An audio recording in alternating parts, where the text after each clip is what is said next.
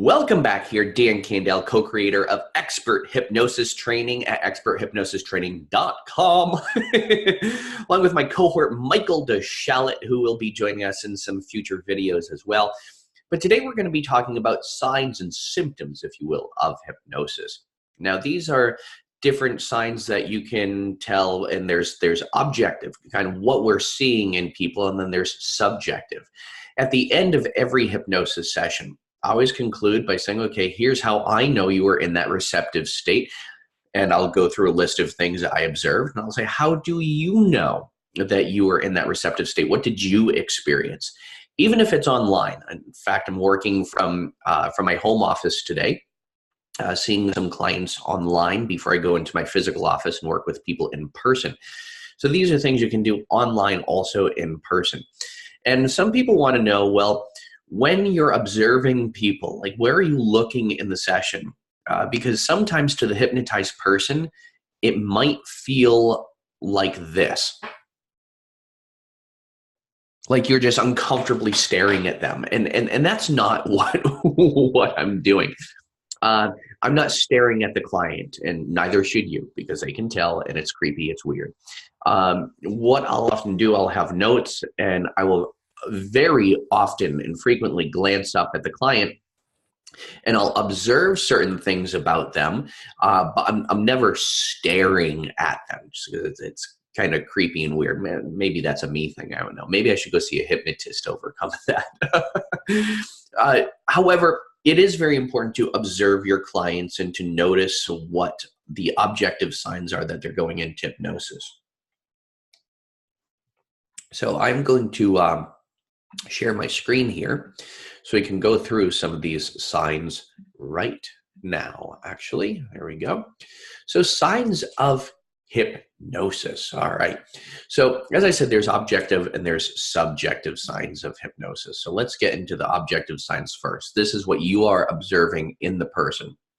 Now, please understand that not every person will go through every sign, and sometimes there are other ones as well that we bring people through. So some objective implications of hypnosis: REM, or rapid eye movement. Many times when a person is hypnotized, their eyes will kind of roll back a little bit, and you'll see their eyelids fluttering like that. That's what we call REM, or rapid eye movement. There's some debate in different philosophies of hypnosis and theories of hypnosis if REM actually means that they're hypnotized, and it usually does mean that they're in a more passive state. Flushness in the face. A lot of times men will get very like flush or blush or red, and sometimes women will get blotchy here.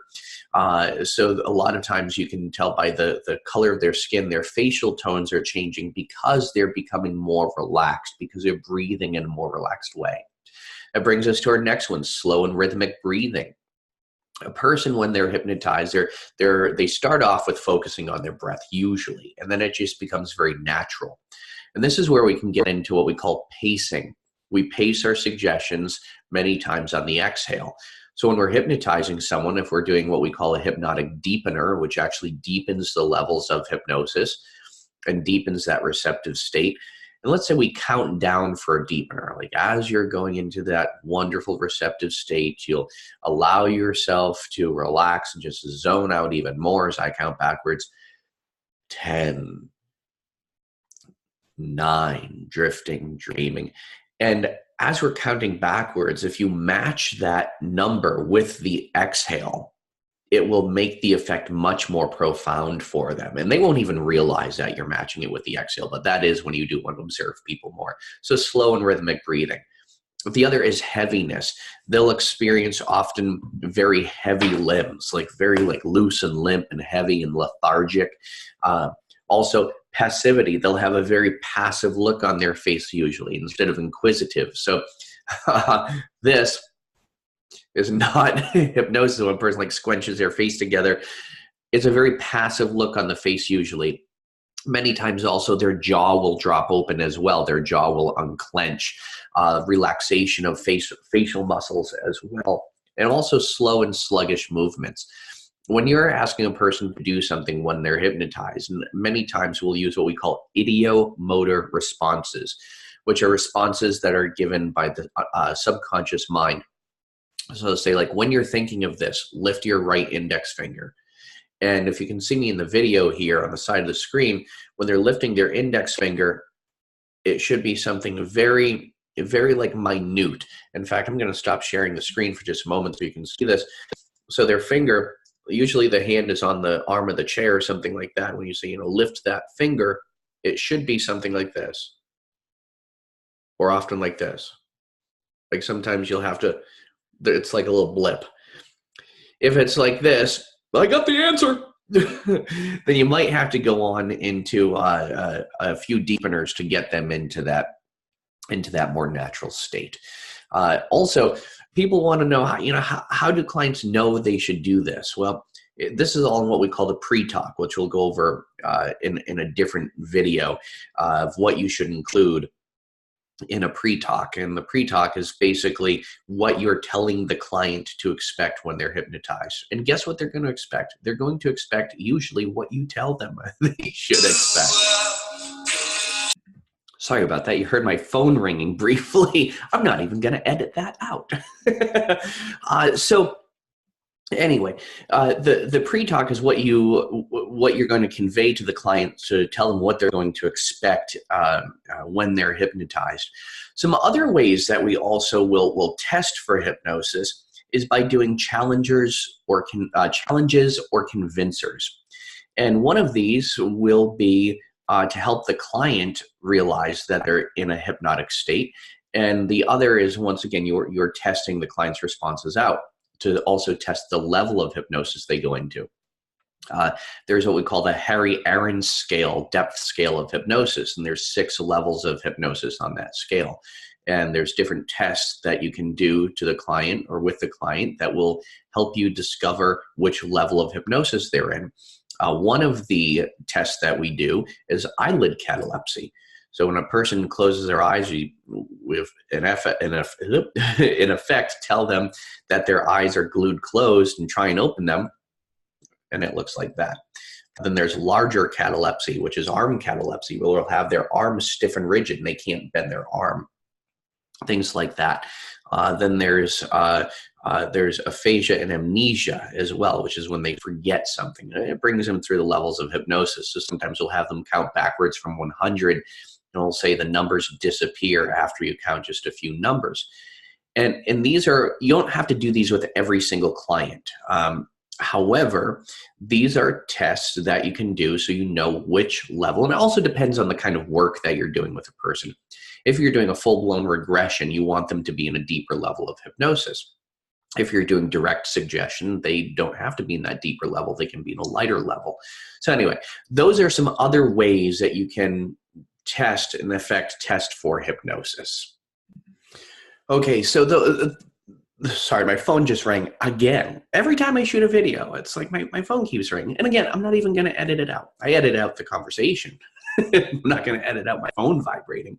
Anyway, sometimes this stuff happens in a session where a person's phone will ring, or where a person will be talking right outside your office discussing their grocery list. If that happens, let's say if a client, even though I told them repeatedly, if a client did not shut off their cell phone and it rings during the session, I use that. And I'll say something like, every single time your phone rings in the future, it will remind you that you are in control of exactly what you came in here for today. And it reinforces all the suggestions and messages I'm giving you. So I use, whatever happens, we use it in the session. It's cohesive anyway. So those are some ways you can test for hypnosis so you have more objective signs, and also so you're sending the client subjective signals as well. So I'm going to hop back over here, share my screen again. There we go. And so those are the objective signs. Now let's get into subjective signs. The subjective signs of hypnosis are what the client is experiencing while they're in hypnosis. And in fact, at the end of every session, like I said, I'll say to the client, here's how I know you were hypnotized. Let's go through what you experienced. So some of the things they may experience: sense of heaviness or relaxation. A lot of people say, I felt so relaxed, or I felt really heavy. And I'll tell you, relaxation is not required for hypnosis. because hypnosis is more of a state of mind than it is a state of body. However, relaxation does aid in a person going into hypnosis. People may feel certain numbness or tingling sensations in certain appendages, like their fingers or toes, sometimes their nose. Um, a lot of people feel a sense of like detachment, almost like, oh my gosh, I had no idea where my arms were, or it's like I felt like I wasn't even in my body anymore. Some people as well with a heaviness will say, I couldn't even move. Now, a person can move in hypnosis and it won't pop them out of hypnosis or anything like that. They can move, but many people feel like they couldn't move or they just didn't want to move. Lightness. This one's a really interesting one. Some people say, even though like my body felt very heavy, parts of me felt very light. In fact, there are some clients when their hands are on the arms of the chair, and then all of a sudden you'll just see their fingers start lifting and rising like that. Or maybe their arms will like start lifting. I had one woman, this happened once in my office after hypnotizing like thousands of people. This only happened once. This woman had her arms on the chair, and as I'm hypnotizing her, her arms floated up like that. And she went into a completely arm cataleptic state where eventually her arms just like stayed like this for like the whole half an hour that I was talking to her. And at the end of the session, she opened up her eyes and she's like, how long were my arms up like that for? I said, like a half hour. She goes, they don't even hurt. So I know. So people will say, well, why didn't you have her put her arms back down? Because she didn't know her arms were up in the first place. So if I pushed her arms down, it actually would have disturbed her. So people have a lightness. Some people also feel a little bit warmer or cooler, like a temperature change. And some people notice phenomenon under their eyelids. Lights, people ask me, were you like blinking lights or something like that, or waving in front of my eyes? Sometimes people will notice colors, patterns, shapes, things like that. And also people will notice that they just zone out. And some people will have a limited memory of what you were doing. Oh, and the other one, the most important one I forgot to list here is time distortion. A lot of people, when they come out of hypnosis, you might be talking to them for 20, 30 minutes, and they'll feel like it was 2 or 3 minutes, or 4 or 5 minutes. And you're like, no, I was talking to you for 5, 6 times more than that. So many times people will feel like the session was a lot shorter than it actually was. I actually had one client who argued with me and debated with me. And he asked, at one point, he asked for his money back because like, I came here for a whole hour session. And now, first off, my belief is change takes as long as it needs to take. If you have someone who is in your office for 20 minutes and the change is done and you know it and they know it, let them go, right? However, there was this gentleman and he was like, I paid for an hour session. I was only here for 5 minutes hypnotized. I'm like, no, dude, you weren't. I was talking to you for like the better part of 40 minutes. And no, you weren't. No, you weren't. Look at your watch. You changed it. Go in your car. So he ended up going into his car, looking at his clock in his car and realizing that it was time distortion. And he went into a really deep level of hypnosis.